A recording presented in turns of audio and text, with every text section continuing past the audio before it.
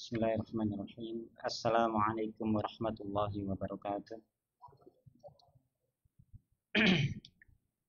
Innal hamdalillah nahmaduhu wa nasta'inuhu wa nastaghfiruh wa na'udzu billahi min shururi anfusina wa min sayyiati a'malina. May yahdihillahu fala mudilla lahu wa may yudlil fala hadiya lahu. Asyhadu an la ilaha illallah wahdahu la syarika lahu wa asyhadu anna Muhammadan 'abduhu wa rasuluh. Allahumma salli ala Muhammadin wa ala alihi wa sahbihi wa man tabi'ahum ila yaumiddin.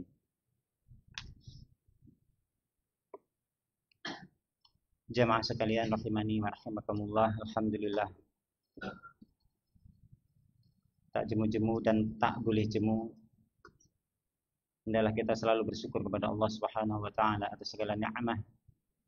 Wa in ta'uddu ni'matallahi la tuhsuha, karena banyaknya nikmat Allah yang diberikan kepada kita, dan alhamdulillah Allah masih beri kesempatan kita untuk melanjutkan beberapa fawaid dari zikir-zikir yang dicantumkan dalam kitab kita Al-Ikhtiyar li Ahammi Sihahil Adhkar.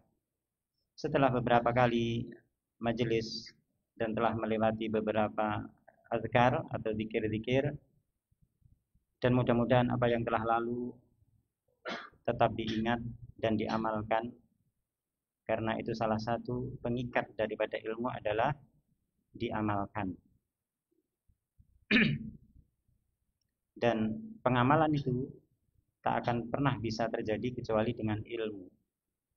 Dan ilmu dalam bab ini tak pernah bisa diraih kecuali dengan dipelajari, dan tak pernah bisa diikat kecuali dengan dihafalkan. Karena nggak mungkin kita kemana-mana membawa buku untuk membaca zikir-zikir, ya, membaca zikir-zikir. Maka zikir-zikir yang telah lalu hendaklah dihafalkan dan diamalkan. Kemudian, bi'aunillahi ta'ala, kita memohon pertolongan kepada Allah Subhanahu wa taala untuk melanjutkan pembahasan kita. Di sini Asy-Syaikh Yahya Hafizahullah taala, penulis kitab ini, melanjutkan pada bab adzikru 'inda sama'il adzan, yakni zikir ketika mendengar azan. Langsung kita baca hadis pertama yang dicantumkan Syekh dalam bab ini. Wa an Sa'id bin Abi Waqqas radhiyallahu anhu an Rasulillah sallallahu alaihi wasallam qala man qala hina yasma'u man qala hina yasma'ul muadzin asyhadu an la ilaha illallah wahdahu la syarikalah wa anna Muhammadan 'abduhu wa rasuluh. Raditu billahi rabba wa bi Muhammadir rasula wa bil islami dina ghufira lahu dzambuh. Qala Ibnu Rumhin fi riwayatih man qala hina yasma'ul muadzin wa ana ashhad, akhrajahu Muslim. Diriwayatkan dari sahabat Sa'id bin Abi Waqqas radhiyallahu anhu, beliau meriwayatkan dari Rasulullah sallallahu alaihi wasallam bahwasanya Rasulullah bersabda, barang siapa yang mengatakan atau mengucapkan ketika dia mendengar muadzin, azan, ya. Ketika disebutkan muadzin, tukang azan, berarti azan, ya. Ketika seseorang mendengarkan muadzin, azan, dia mengucapkan, nah, ini termasuk salah satu doa yang jarang diketahui atau diajarkan di beberapa majelis PPA atau sekolahan-sekolahan, ya. Barang siapa mendengar muadzin azan, dia mengatakan asyhadu an la ilaha illallah wahdahu la syarikalah wa asyhadu anna Muhammadan 'abduhu wa rasuluh. Raditu billahi rabba wa bi Muhammadir rasula wa bil islami dina ghufira lahu dzambuh. Masya Allah, ya. Diampuni untuk dia dosanya sebelum dia meminta ampun, ya. Jadi ibaratnya seorang anak salah sama orang tuanya itu durung sampai njaluk sepuro mae wis ngapura, saking welase mak nang anake. Dan kasih sayang Allah Subhanahu wa taala kepada hambanya jauh lebih daripada kasih sayang orang tua kepada anak. Dan perlu diketahui wong tua nek sayang ke anak itu luar biasa nggih. Rela segala-galanya. Bahkan dalam banyak perkara orang tua itu rela mati demi anak, ya. Nek anak rela mati demi wong tua itu biasanya nang film. Ya. Nah, kenyataannya ya umumnya anak ya durhaka umumnya gitu. Tapi ya kita berlindung pada Allah dari kedurhakaan yang sangat besar tersebut. Jadi barang siapa membaca doa ini maka diampuni bagi dia dosanya. Kemudian Ibnu Rahhin salah satu perawi dalam hadis ini menyebutkan tambahan riwayat man qala hina yasma'ul muadzin wa ana ashhad.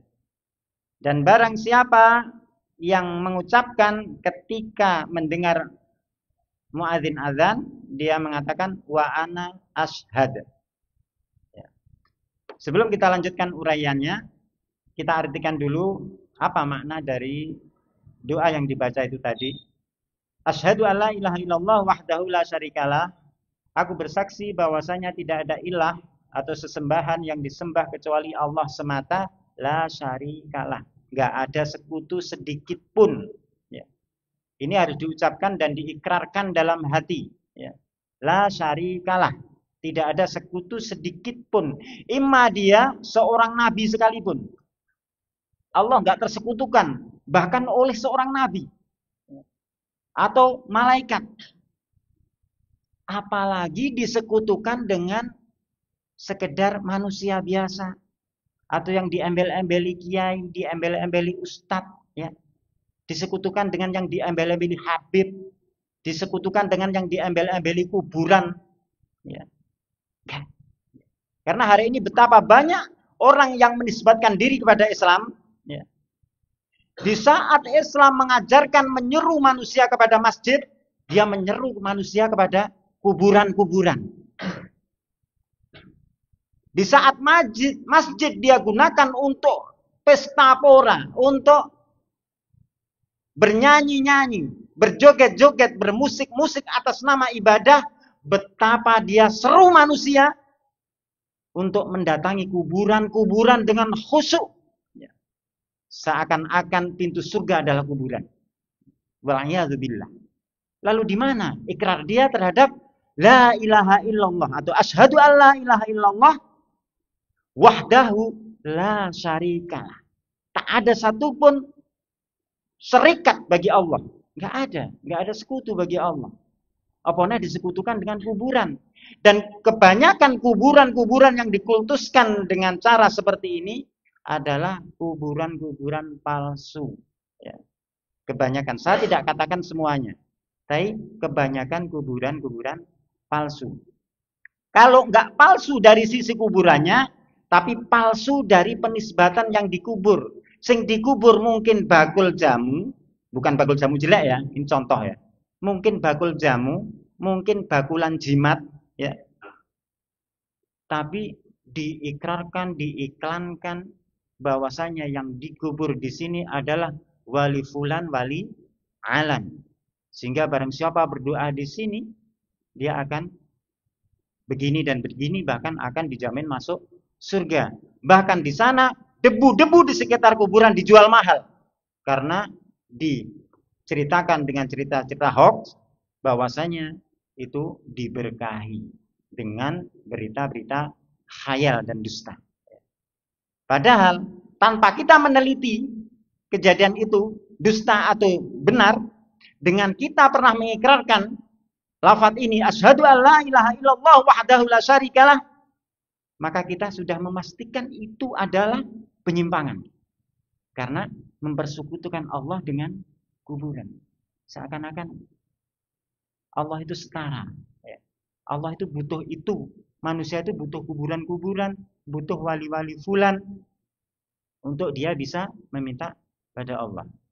Kemudian lanjutan dari doa di sana wa anna Muhammadan abduhu wa rasuluhu, dan bahwasanya Muhammad adalah abduhu hamba Allah wa rasuluhu dan utusan Allah. Kemudian dia mengatakan raditu billahi robba Aku ridho Allah sebagai Rob. Ridho. Nek wong ridho itu benar-benar pasrah. Ridho benar. Memang Allah sebagai Rob dia. Sebagai pencipta dia. Pengatur dia. Ya, pemelihara dia. Dan otomatis sebagai sesembahan dia. Itu adalah Allah. Maka nggak butuh menyembah kepada gundukan-gundukan atau manusia-manusia yang diagungkan. Kemudian wabi Muhammadir Rasulah, dan Muhammad itu sebagai Rasul, sebagai utusan. Dan kemudian wabil Islami dina, dan Islam sebagai agama. Maka barang siapa mengucapkan ini ketika mendengar muadzin azan, Allah janjikan ghufira lahu dzambuh. Dosanya akan diampuni.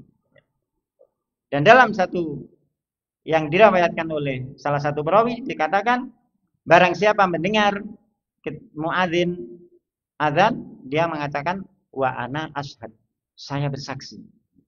Di mana kemudian letak doa ini diucapkan? Nah, ini yang harus kita ketahui. Dikatakan di sini, dinukilkan oleh penulis, qala Nawawi rahimahullahu taala wa fihi annahu yustahabbu ay yaqula ba'da qawlihi wa ana ashhad anna Muhammadar Rasulullah raditu billahi rabba wa Muhammadir Rasulah wa bil Islami dina. Ay anna mawdi'a hadza dzikri ba'da syahadatain wa laysa ba'dal faraghi minal adzan. Doa ini diucapkan, dan ini kan jarang, bahkan mungkin jarang diketahui. Kata Imam Nawawi, salah satu pembesar ulama Syafi'iyah, dan beliau termasuk tokoh Ahlus Sunnah wal Jamaah dari kalangan ulama-ulama salaf, ya.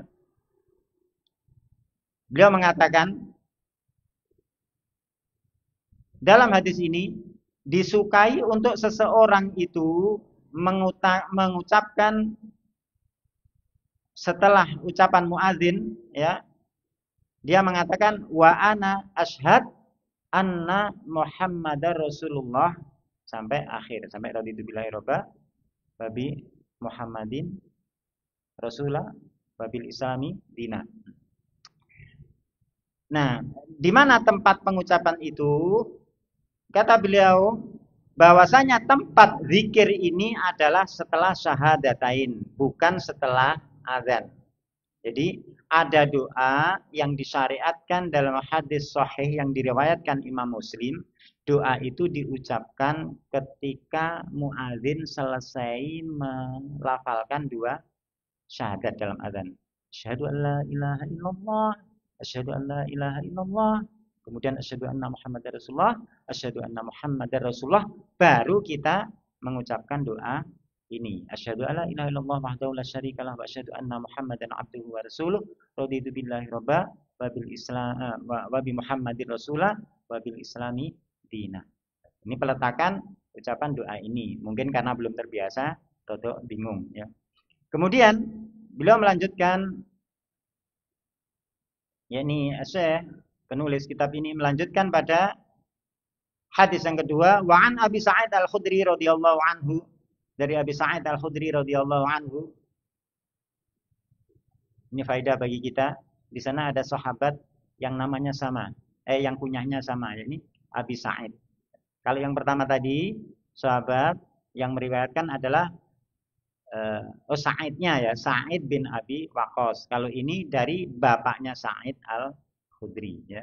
Wa an Abi Sa'id Al-Khudri, dari Abi Sa'id Al-Khudri, anna Rasulullah sallallahu alaihi wasallam qala, bahwasanya Rasulullah sallallahu alaihi wasallam berkata atau bersabda, idza sami'tumun nida faqulu mithla ma yaqulul muadzin. Akhrajahul Bukhari. Kata Rasulullah, apabila kalian mendengar nida, nida itu bahasa kita panggilan. Panggilan sholat dalam agama kita namanya azan. Jadi apabila kalian mendengar panggilan, yakni mendengar azan, faqulu mithla ma yaqulul muadzin, maka ucapkanlah sebagaimana apa yang diucapkan muadzin. Nah, ini insyaallah pun masyhur. Allahu Akbar, kita mengucapkan Allahu Akbar. La ilaha illallah, kita mengucapkan la ilaha illallah. Akan tetapi sifatnya ini umum. Jadi Rasulullah mengatakan barang siapa mendengar panggilan azan, maka ucapkan semisal apa yang diucapkan muadzin, berarti ngucapnya sama persis. Jadi berarti yo hayyalal shalah yo muni hayyalal shalah, hayyalal falah yo hayyalal falah. Adapun selama ini kita diajarkan la haula wala quwata illa billah ketika hayyalal shalah, hayyalal falah. Adapun hadis ini menunjukkan umum, akan tapi diterangkan di sini dinukil dari Imam Nawawi juga. Qala Nawawi rahimahullah wa amun mahsusun li hadits Umar annahu yaqulu fil hayyalatain la haula wala quwwata illa billah. Selesai penukilan. Kata beliau, dalil ini ucapkan semisal apa yang diucapkan muadzin itu adalah amun mahsus. Ini istilah dalam pembahasan fikih ya, penukilan hadis. Jadi amun mahsus. Hadis ini umum, akan tetapi ada pengkhusus di sana. Mana? Yaitu pengkhususnya adalah hadis Umar yang nanti kita sebutkan di belakang, bahwasanya untuk seseorang yang mendengar muadzin pada kalimat al-hayyalatain ya. Al-hayyalatain ini dua nggih. Kalau satu biasa disebut hayyalah, al-hayyalah ya. Ya ini hayyalah itu adalah ucapan hayya 'alas shalah. Jadi al-hayyalatain jadi dua ucapan hayya 'alas shalah dan hayya 'alal falah, maka yang diucapkan la haula wala quwata illa billah. Nah, ini masyhur nggih. Wa qala al-Hafidz rahimahullah fil Fath, dan berkata Ibnu Hajar Al-Asqalani, yakni Al-Hafidz di dalam kitab beliau Al-Fath, yakni Fathul Bari. Masyaallah, Fathul Bari adalah kitab syarah Bukhari. Jadi kitab ini sangat dikenal dan tebalnya berjilid-jilid, dan dia disyarah oleh salah seorang ulama masyhur, yaitu Al-Hafidz Ibnu Hajar Al-Asqalani, termasuk salah satu pembesar ulama Syafi'iyah, akan tetapi kemungkinan kebanyakan yang menisbatkan kepada Imam Syafi'i tak menyentuh kitab ini ya, kebanyakan, tapi ada juga yang menyentuh. Beliau mengatakan dalam kitab Al-Fath, wa dhahiru qawlihi mithla annahu yaqulu mithla qawlihi fi jami'il kalimat, lakinna hadits Umar radhiyallahu anhu aidan wa hadits Muawiyah radhiyallahu anhu al-ati yadullani ala annahu yustathna min dzalika hayya 'alas shalah wa hayya 'alal falah. Fa yaqulu badalahuma la haula wala quwwata illa billah. Kata beliau, dan yang zahir, yang nampak dari ucapan Rasulullah dalam hadis ini, mithla annahu yaqulu mithla qauli, ya, mengucapkan yang semisal apa yang diucapkan muadzin pada seluruh kalimat-kalimat yang diucapkan muadzin. Ya, itu hadis umumnya tadi. Akan tetapi hadis Umar yang akan datang, juga hadis Muawiyah, menunjukkan bahwasanya hal itu dikecualikan. Ya. Keumuman menirukan ucapan muadzin itu dikecualikan dalam hadis Umar dalam kalimat hayya 'alas shalah, hayya 'alal falah. Maka seorang yang mendengar mengatakan sebagai ganti dari dua kalimat ini adalah la haula wala quwata illa billah. Nah, kalimat ini disebut kalimat hauqalah. La haula wala quwata illa billah. Kalau nek ditakoki, biasanya anake takok bah atau pak atau bi atau ayah. Hauqalah itu apa toh? Nah, hauqalah itu sebutan bagi ucapan la haula wala quwata illa billah. Itu ucapan hauqalah. Kadzalika istadalla bihi Ibnu Khuzaimah, dan salah satu ulama ahli sunnah juga berdalil dengan hadis Umar pada bab ini, yakni mengganti hayya 'alas shalah hayya 'alal falah dengan la haula wala quwata illa billah. Wa huwa al-masyhuru 'indal jumhur. Dan jawaban azan yang seperti ini adalah masyhur, ya, paling terkenalnya di sisi jumhurul ulama Islam. Wa qala Ibnu Mundzir rahimahullahu taala, dan Ibnu Mundzir rahimahullahu taala, saya kenalkan Ibnu Mundzir ini salah satu ulama hadis, ya, dan ulama usul fiqh. Dia dikenal banyak menukilkan ijma'. Ijma' itu adalah kesepakatan atau sesuatu yang disepakati. Jadi kalau dalam hukum Islam ada beberapa, kadang-kadang bab opo gitu kan, ada perselisihan, satu berpendapat A, satu berpendapat B, ya. Kalau sudah ijma', itu berarti ulama-ulama besar kaum muslimin itu bersepakat bahwasanya hukumnya A. Nah, Ibnul Mundzir itu salah satu ulama yang sering menjadi rujukan menukilkan bahwasanya ini ijma'.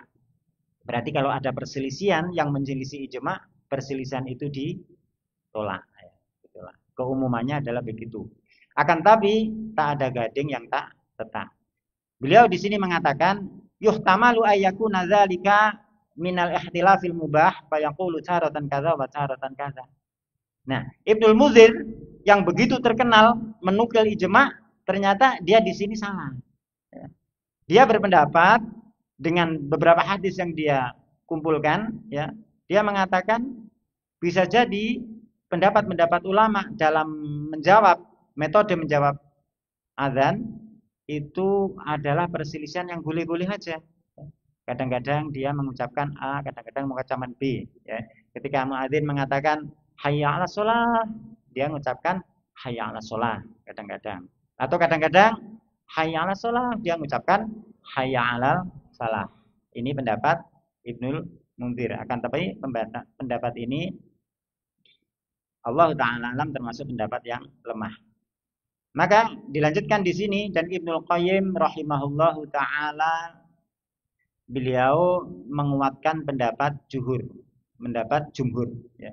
Ibnul Qayyim menguatkan atau mendorong lebih cenderung kepada pendapat jumhur ulama bahwasanya hayya 'alas shalah, hayya 'alal falah dijawab dengan la haula wala quwata illa billah. Faqala, beliau mengatakan yaqulu sami' kama yaqulul muadzin. Orang yang mendengar azan mengucapkan apa yang diucapkan oleh muadzin tersebut, kecuali illa fi lafzi hayya 'alas shalah hayya 'alal falah, kecuali pada lafaz hayya 'alas shalah hayya 'alal falah. Fa innahu sahha anhu ibdaluhuma bi la haula wala quwata illa billah. Karena telah sah hadis yang menunjukkan bahwasanya hayya 'alas shalah hayya 'alal falah itu keduanya diganti oleh yang mendengar dengan ucapan la haula wala quwata illa billah. Dan di sana walam yaji'anhul jam'u bainaha wa baina hayya 'alas shalah hayya 'alal falah. Dan di sana tidak datang satu dalil pun yang menjamak, mengumpulkan dua hadis tadi dengan pendapat Ibnul Mundzir tadi, tidak, ya. Bahkan di sana juga wala al-iqsaru 'alal hay'alah. Dan di sana juga tidak terbatasi naik muadzin ngomong hayya 'alas shalah, kita hayya 'alas shalah. Karena apa? Rasulullah mengatakan ucapkan sebagaimana yang diucapkan muadzin.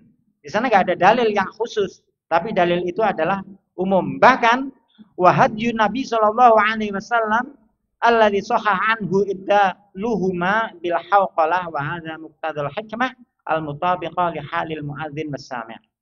Bahkan petunjuk Nabi sallallahu alaihi wasallam yang benar adalah telah sah dalil padanya mengganti hayya 'alas shalah hayya 'alal falah dengan la haula wala quwata illa billah. Dan di sana terdapat konsekuensi hikmah bagi muadzin dan yang mendengarkan. Apa hikmahnya? Maka dikatakan di sini fa inna kalimatil adzan dzikrun. Kata beliau, hikmahnya apa? Karena kalimat azan itu zikir. Sehingga yang mendengar juga harus ikut zikir. Wadhkurullaha katsira, ya. Wadhkurullaha dzikron katsira. Berzikirlah kepada Allah atau ingatlah Allah dengan zikir yang banyak. Nah, Allah memberi jalan kita, ada muadzin berzikir, maka kita mengikuti lafaz-lafaz zikirnya, yakni Allahu Akbar, Allahu Akbar. Ini kan pujian, zikir kepada Allah. Ya, diikuti. Nah, ini yang dimaksud oleh perkataan beliau di sini. Fa'inna kalimatil adzan zikir, karena kalimat adzan ini zikir, maka fasunna lisami ayakulaha, disunahkan oleh yang mendengar, untuk yang mendengar mengucapkan sebagaimana zikir yang diucapkan untuk adzan. Dan adapun wa kalimatul haya'alah du'aun ila sholati liman sami'ahu. Adapun ucapan hayya 'alas shalah, ya, itu adalah doa. Doa maksudnya bukan doa donga niku nggih. Doa itu bahasa Arabnya panggilan atau menyeru, ya, seruan, ya. Jadi doa hayya 'alas shalah itu doa, seruan, ya. Seruan muadzin kepada yang mendengar untuk salat hayya 'alas shalah. Ayo salat, ayo salat. Nang budal. Dekek kabeh pekerjaane segera bersuci, berangkat ke masjid untuk salat, ya. Dan ini harus bersegera. Nah, hayya 'alas shalah ini doa, yakni seruan. Adapun yang ucapan-ucapan adzan yang lain itu kan zikir, kita ikuti. Karena ini doa, maka fasunna lisami'i ayyasta'ina 'ala hadhihi da'wah bi kalimatil i'ana wa ya la haula wa la quwwata illa billah. Ini hikmah. Dan ulama Masya Allah bisa menggali hikmah seperti ini yang kita nggak pernah terfikirkan. Kata beliau, sedangkan kalimat hayya 'alah, yakni hayya 'alas shalah itu adalah seruan untuk sholat, maka disunahkan bagi yang mendengar untuk dia minta tolong kepada Allah agar bisa menunaikan seruan ini dengan kalimat pertolongan, yakni la haula wala quwata illa billah. Kita disuruh sholat, ayo baik sholat, datang ke masjid sholat, ya. Kemudian kita ini kan manusia lemah, ya. Manusia lemah. Kalau nggak ditolong Allah, kita nggak akan mampu mendatanginya. Maka kita minta tolong pada Allah dengan mengucapkan la haula wala quwata illa billah. Tidak ada daya dan kekuatan kecuali dengan pertolongan Allah Subhanahu wa taala. Ini salah satu hikmah yang dicantumkan di sini. Kita percepat.